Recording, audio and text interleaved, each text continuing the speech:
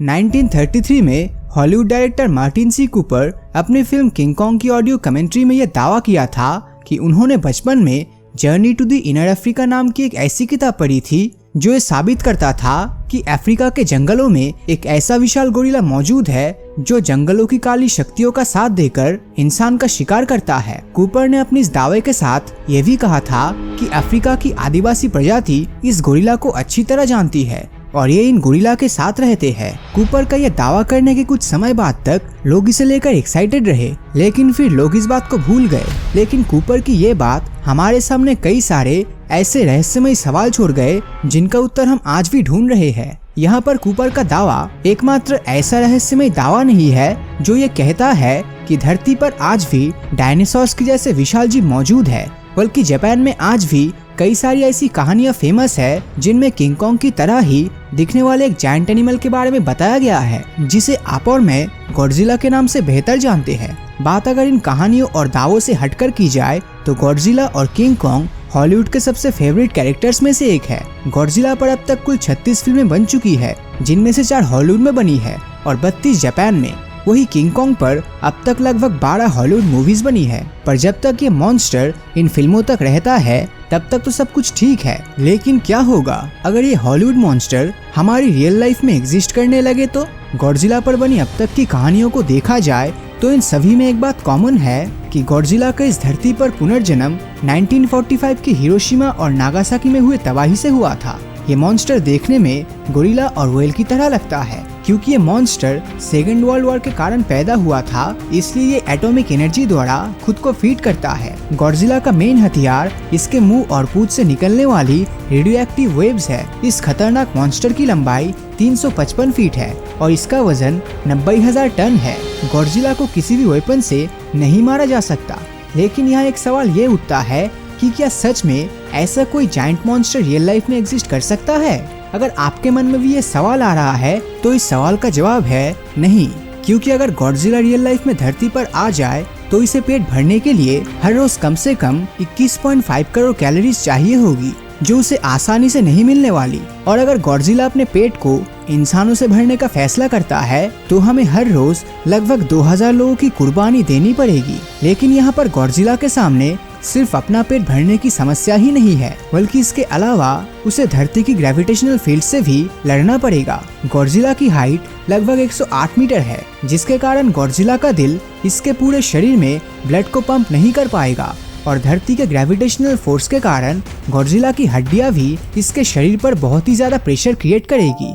इस कारण गॉडजिला को सीरियस बैक प्रॉब्लम का सामना करना पड़ सकता है। पर अगर गॉडजिला पानी में रहने का फैसला करता है तो पानी के सपोर्ट के कारण इसके शरीर पर लगने वाले ग्रेविटेशनल फोर्स भी बहुत कम लगेगा और हो सकता है कि पानी में ये सरवाइव कर जाए। लेकिन अगर गॉडजिला उसके बाद पानी से वापस बाहर आया तो जमीन पर पहला कदम रखते ही उसकी हड्डियों पर इतना ज्यादा प्रेशर आएगा कि वो टूट जाएगा और जब तक उसे अपनी हड्डियों के टूटने का एहसास होगा तब तक उसकी मौत भी हो चुकी होगी। इसका मतलब ये है कि फिजिक्स हमारी इस फेवरेट मूवी मॉन्स्टर को इस धरती पर ज्यादा देर तक जीवित नहीं रहने देगा। लेकिन आप गॉडजिला की मौत की खबर सुनकर इतना भी खुश मत होइए, क्योंकि अभी तो सिर्फ गॉडजिला का अंत हुआ है।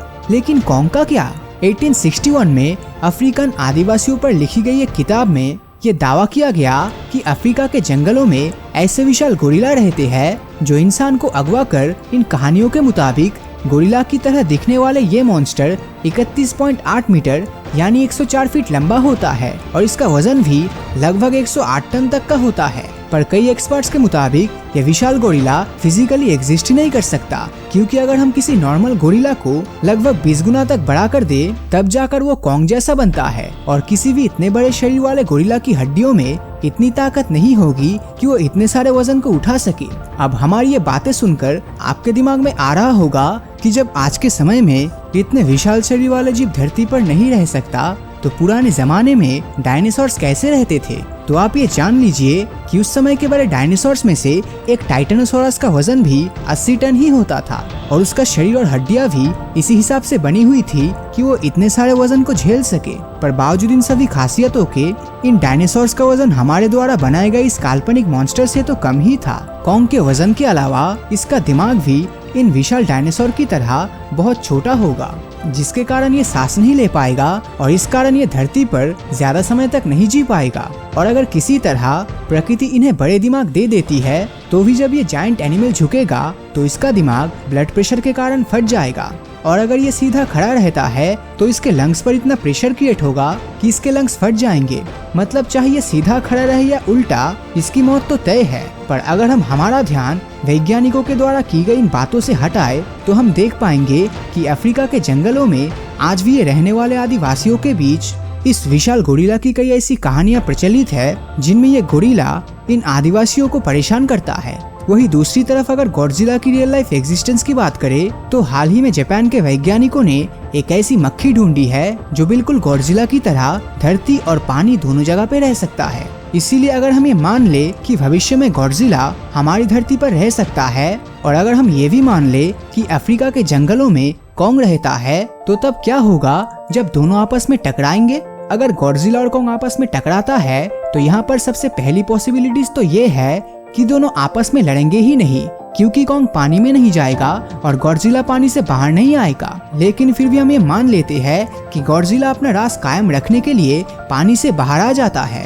तो तब गॉडजिला के पानी से बाहर आते ही सबसे पहले कॉन्ग गॉडजिला पर अपना एक पावरफुल पंच मारेगा। कॉन्ग के पंच से जख्मी होने के बाद गॉडजिला अपने बचाव के लिए कॉन्ग पर अपनी मुंह से रेडियो एक्टिव रेस छोड़ेगा, जिसके कारण कॉन्ग हार जाएगा और दूसरी तरफ गॉडजिला यहाँ पर जीत जाएगा। लेकिन अंत में फिजिक्स के लॉस के हिसाब से दोनों में से एक भी जिंदा नहीं बचेगा, इसलिए गॉडजिला भले ही जीत जाए लेकिन आखिर में दोनों ही हार जाएंगे। जाते जाते हम सिर्फ यही कह सकते हैं कि ये दोनों क्रिएचर हमें सिर्फ मूवीज में ही एंटरटेन कर सकती है, और अगर आप इन्हें रियल लाइफ में देखना चाहते हैं तो आपको या तो जापान के उन तालाब में जाना होगा जहाँ पर गॉडजिला की तरह वो मक्खी रहता है, या फिर अफ्रीका के उन जंगलों की यात्रा पर जाना होगा जहाँ पर आपको कॉन्ग मिल सकता है। तो इस बारे में आपकी राय नीचे कमेंट करके जरूर बताएं। और अगर ये वीडियो आपको अच्छा लगा हो तो इस वीडियो को लाइक और अपने दोस्तों के साथ शेयर करना मत भूलना। और अगर अभी तक आपने हमारे चैनल को सब्सक्राइब नहीं किया है तो सब्सक्राइब करके नोटिफिकेशन बेल को ऑन कर दीजिए, क्योंकि मैं ऐसी वीडियोस हर हफ्ते लाता रहता हूँ। तो मिलता हूँ आपसे अगले वीडियो में, और हमेशा की तरह थैंक्स फॉर वॉचिंग।